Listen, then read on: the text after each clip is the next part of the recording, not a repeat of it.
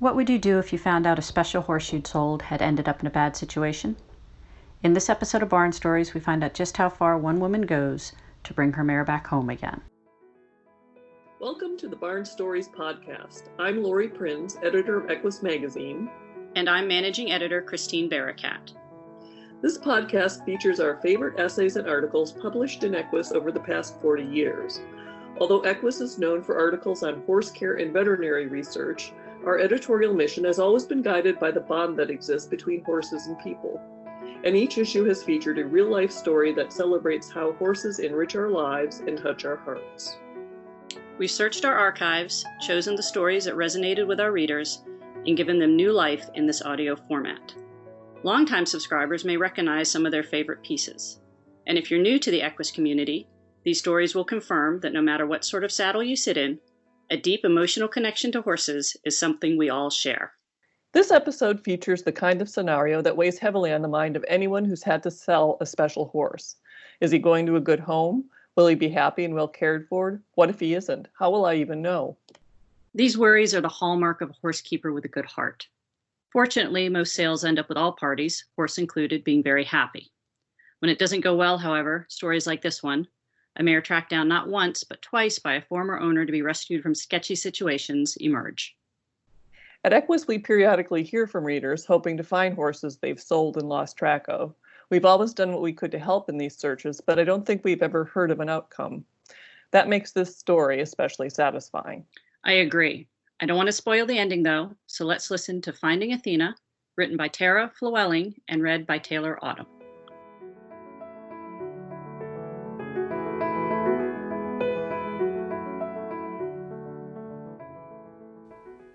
My life with horses began with a car accident. A tractor-trailer made an illegal lane change over the top of my 1980 Ford Pinto at 60 miles an hour in December 1988. I tried to swerve out of the way, but my little car got wedged under the trailer's wheels, and I was knocked unconscious when the passenger door was smashed in all the way to the driver's seat. My car was dragged a quarter of a mile, sparks flying, with a full tank of gas that did not ignite. Miraculously, my dog and I walked away unhurt. But the accident led to a life-changing wake-up call. It was time to buy a horse. I had wanted one my whole life, but my parents' mantra, "horses are too expensive," meant that I had been waiting until I was through college and established with my own salary to get one. Now, I was halfway through my self-financed education, but I just learned that life could be over at any time, and I was ready to stop deferring that dream. A few months later, I stumbled across a horse for sale ad that had been misplaced in the condominium section of the local paper. It was fate. The 2-year-old Arabian filly advertised turned out to be just what I wanted. I had little money, yet I was able to work out a deal to pay $500 in installments for the filly, and with further searching, I found a cattle ranch where I could board her in exchange for some stall cleaning. I named the bay filly Athena, after the Greek goddess of wisdom and war. She was the culmination of a dream, my very own black stallion in the form of a half-tamed, spirited Arabian mare. That ought to have been the beginning of our happily ever after tale, and for the next 13 years, it was. But by 2002, I had doubts that I should keep her. Athena was 15 years old and had a lot of life in her. However, I had moved on to riding another breed that was kinder to my aging body, and Athena was mainly used as a guest mount. She was ridden infrequently and spent most of her days out in the pasture, and, the stories we tell to justify our decisions. I had bought into the line that horses need a job to do, so I set out to find someone who would appreciate what my mare had to offer. A buyer appeared, and Athena was sold. I believed it was for the best. I would have one less mouth to feed, and Athena would be the focus of her new owner's love and attention. And I comforted myself with the thought that I had sold her with a right of first refusal, meaning if anything went wrong, I could always buy her back. All went as I'd envisioned, until Athena's new owner stopped responding to my emails and letters. By the time I tried to contact the barn, she was gone. I felt so ashamed that I'd lost track of my mare, that I didn't even tell my closest friends what had happened, until one day one of them discovered Athena in a coworker's pasture. I was ecstatic that my mare had been found. I drove down to see her, and I learned that the current owners had purchased her from the boarding barn. Apparently, the person I sold her to had either fallen behind on her boarding payments or, for some other reason, had surrendered the mare to the stable owners. Athena appeared to be happy and well cared for where she was, and I told her current owners that I wanted her back should they ever tire of her. I was relieved. Athena was in good hands, and I would be able to step in to provide her with a retirement home should the need arise. Once again, I was wrong. Sometime later, I heard through the grapevine that my mare had been sold to a man who planned to breed her. However, Athena's ownership records on file with the Arabian Horse Registry were never changed. This time, the mare I never should have relinquished was really gone. Athena haunted my dreams.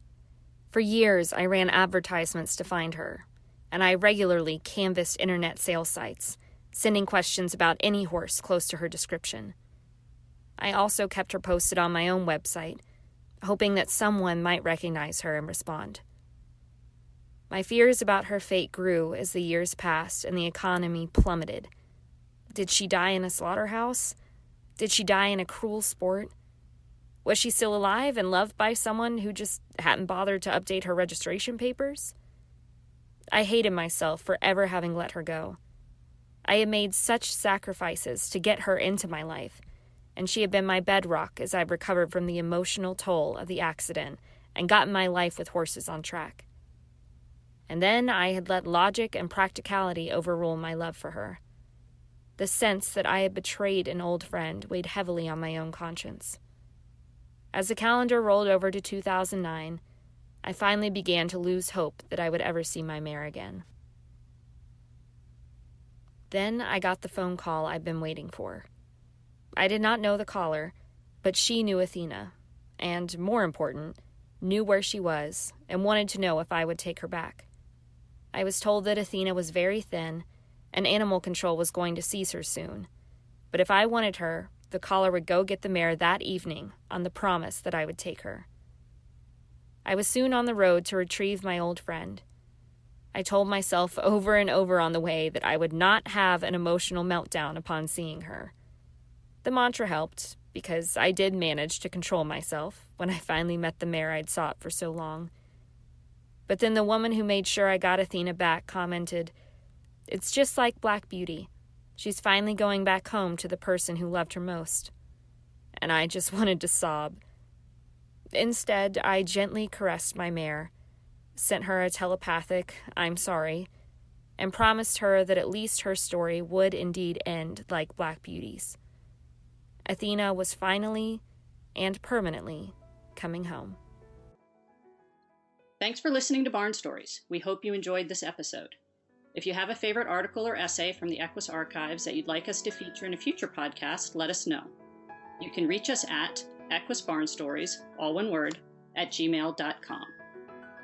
Did you enjoy this episode of Barn Stories? Head over to iTunes to subscribe, rate, and leave us a review. Thanks for listening.